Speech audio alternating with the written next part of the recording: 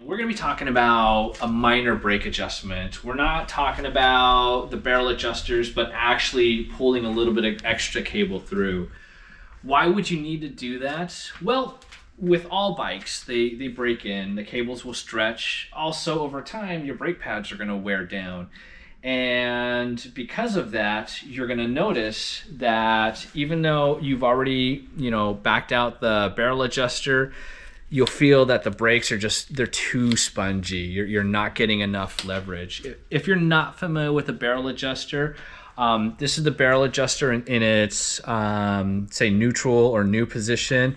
And over time, as you feel the brakes get softer, you would just unscrew this whole barrel adjuster out, a few turns, drive the little lock nut back in so it doesn't rotate. And you see, it makes it a little bit tighter. If I backed it out even a little bit more, I can't move the brake lever at all.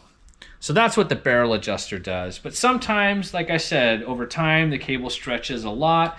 The brake pads wear out, and unthreading that barrel adjuster just doesn't cut it anymore. You're gonna come time to pull that little bit extra cable back here. And what you're gonna need is a 5mm Allen wrench. I like to use a 3-way. It provides a little bit better leverage, but if you just have one of those standard L1s, that's fine. And you're gonna untuck the cable from behind the brake arm here, so now it's sticking out. There's a tool in the industry, it's called the fourth hand, because the third hand tool was already taken, but basically it provides the mechanic with an extra hand. But I'm just gonna be, like you guys, without all the specialty tools at home.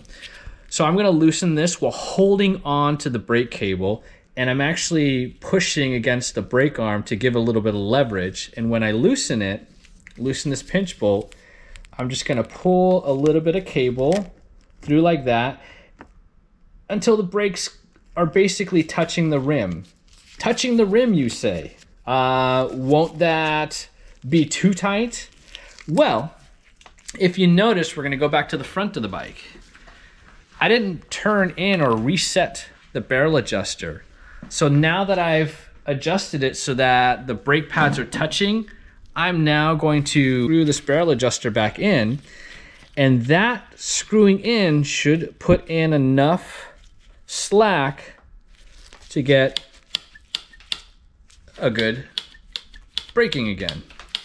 We go back here, we spin the wheel, should spin freely, and stop. Once you're confident, double check, make sure you got that pinch bolt sufficiently tight. That's good. And then you also want to tuck it behind the brake arm and the spring, and then behind the bolt of the brake pad.